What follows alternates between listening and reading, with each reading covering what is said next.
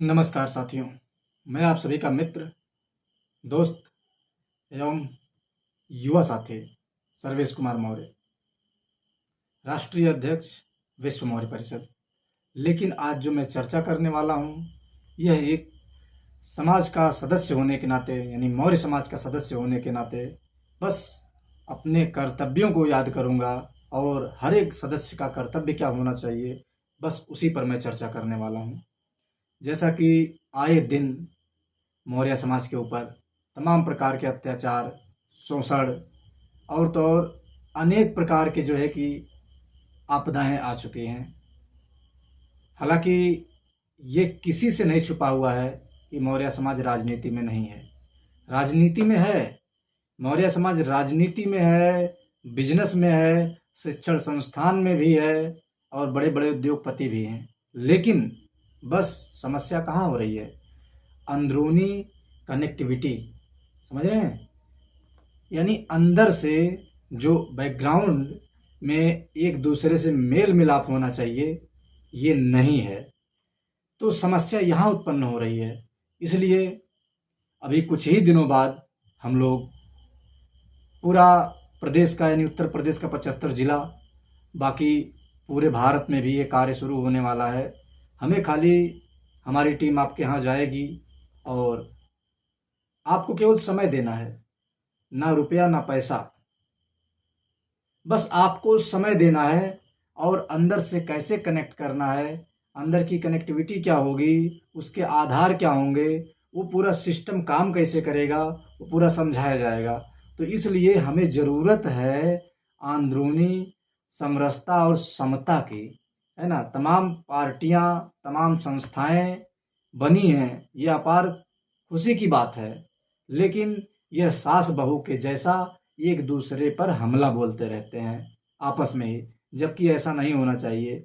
चाहे वो 2 सदस्य वाला संगठन हो, चाहे 2000 सदस्य वाला संगठन हो, चाहे 2 लाख सदस्य वाला संगठन हो, संगठन तो संगठन होता है, उसका सदैव सम्मान होना चाहिए। अगर किसी भी संगठन का प्रमुख या मुखिया या किसी भी संगठन का सदस्य एक दूसरे ऊपर खींचातानी कर रहा है, एक दूसरे को नीचा दिखाने का काम कर रहा है, तो विश्व मौर्य परिषद उसे कतई क्षमा नहीं करेगा।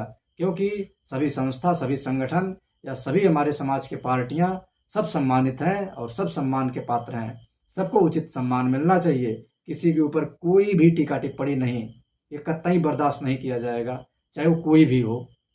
और जो है कि आपस में कोई भी व्यापार हो, कोई भी जो है कि किसी प्रकार का हो, अभी कई अधिवक्ता भी, मान लीजिए हम थोड़ा बात करते हैं फतेहपुर वाला मैटर जो प्रिया मौर्य के साथ घटित हुआ है। हालांकि हमारा जो व्यक्तिगत विचार कहता है, ये एक सोची समझी साजिश थी, ठीक है। क्योंकि विद्यालय वालों ने सोचा होगा कि यह बच्ची जाएगी या यह लड़की जाएगी, हमारे विद्यालय का पोल खोल देगी, इसके लिए इसके मारपीट करके ऊपर से फेंक दिए होंगे, ठीक है। ये कदापि जो है कि क्या कहते हैं, प्राणांत नहीं कर सकती उसे कोई। क्योंकि सोचिए, बात ऐसा है, लोगों ने रूमर उड़ाया, नहीं अफवाह उड़ाया कि वो आत्मग्लानि से प्राणांत किया, जबकि ऐसा कुछ नहीं है। अगर आप गहन अध्ययन करें तो हमारे कई बड़े बड़े अधिवक्ता हैं जो अपने आप को हाई कोर्ट का अधिवक्ता बताते हैं, तमाम प्रकार का, वो खाली आकर सोशल मीडिया पर चिल्लाते रहते हैं। कई सुप्रीम कोर्ट के अधिवक्ता हैं, लॉयर हैं, जिसमें जो है कि महिलाएं भी हैं, पुरुष भी हैं। ये सब सोशल मीडिया पे आके खाली चिल्लाते रहते हैं। लेकिन इन सभी से हमारा निवेदन है कि समाज का कहीं भी कोई घटना घटे, आपका कर्तव्य है बिना पैसा लिए वो केस लड़ना है आपको, ठीक है।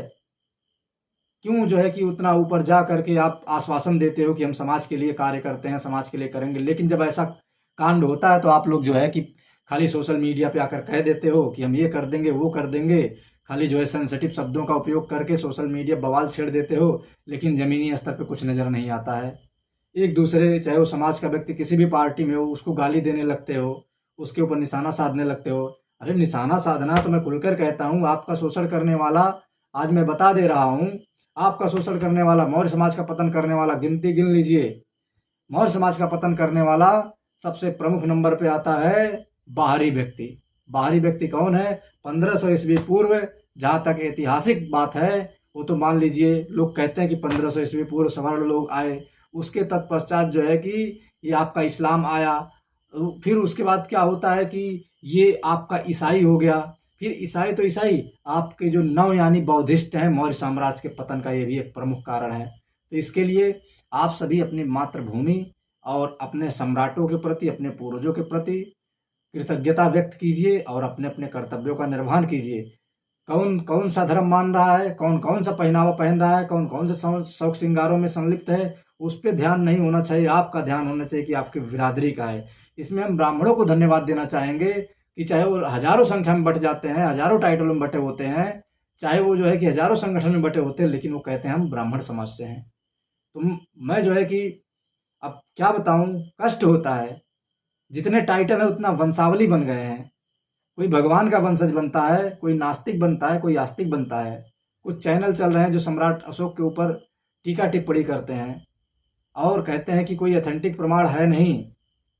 तो मैं बताना चाहूँगा, ये ऐसे चैनल, ये मात्र जो है कि समझ लीजिए ये कीट पतंगे हैं, ये नालायक लोग होते हैं जो सम्राट अशोक का प्रमाण मांगते फिरते हैं। ठीक है, जब चंद्रगुप्त मौर्य के ही पोते सम्राट अशोक हैं तो फिर प्रमाण किस बात का चाहिए तुमको।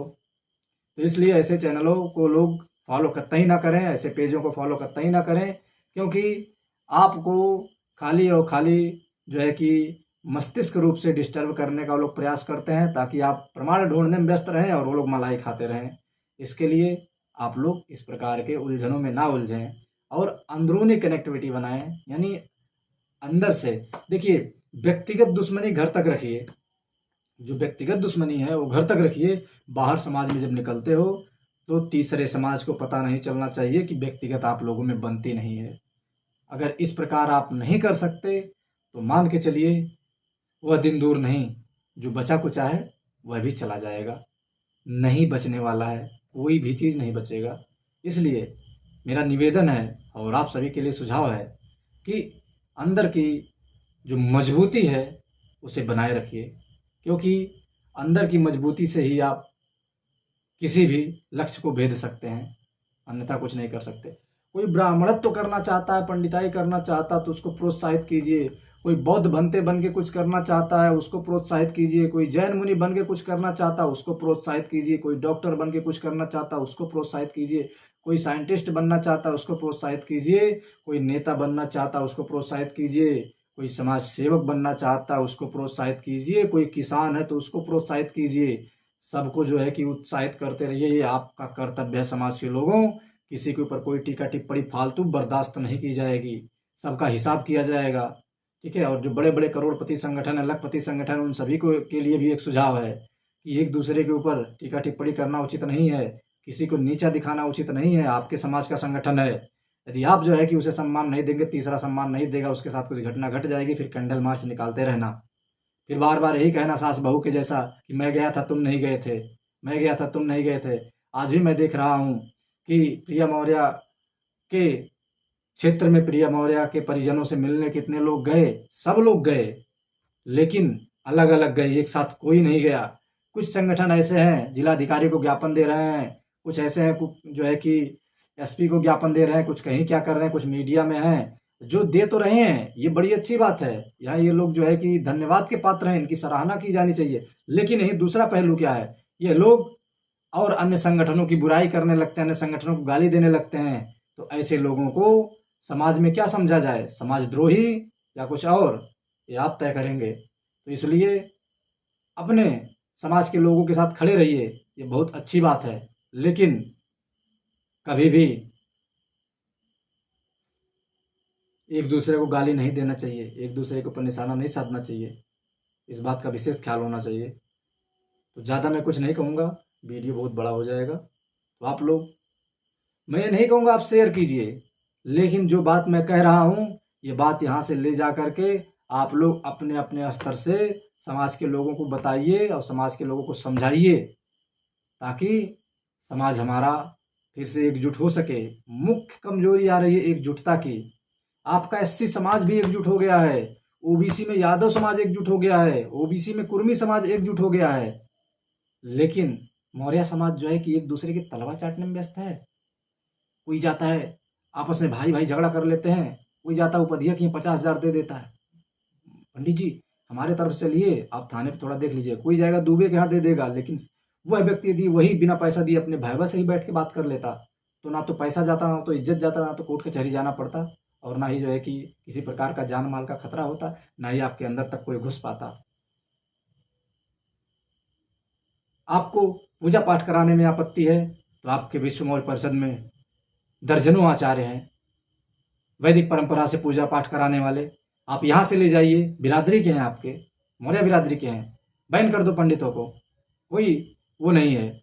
लेकिन आपसी एकता बनाए रखो, आपस में फूट नहीं होनी चाहिए, ये बात का ध्यान रखना। वो जबरदस्ती नहीं कहने आएगा कि मैं ब्राह्मण हूँ, हमको ये पूजा करवाने ले चलो, तुम बैन कर दो उसको, अपने घर आने से नहीं लाना है उसको।